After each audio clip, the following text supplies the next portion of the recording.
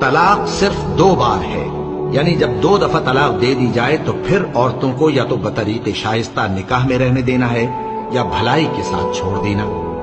اور یہ جائز نہیں کہ جو مہر تم ان کو دے چکے ہو اس میں سے کچھ واپس لے لو۔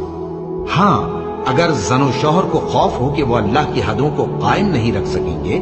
تو اگر عورت خاوند کے ہاتھ سے رہائی پانے کے بدلے میں کچھ دے ڈالے تو دونوں پر کچھ گناہ نہیں۔ یہ اللہ کی مقرر کی ہوئی حدیں ہیں، ان سے باہر نہ نکلنا، اور جو لوگ اللہ کی حدوں سے باہر نکل جائیں گے وہ گناہگار ہوں گے۔ پھر اگر شوہر 2 طلاقوں کے بعد تیسری طلاق عورت کو دے دے تو اس کے بعد جب تک عورت کسی دوسرے شخص سے نکاح نہ کر لے اس پہلے شوہر پر حلال نہ ہوگی۔ ہاں، اگر دوسرا خاوند بھی طلاق دے دے اور عورت اور پہلا خاوند پھر ایک دوسرے کی طرف رجوع کر لیں تو ان پر کچھ گناہ نہیں۔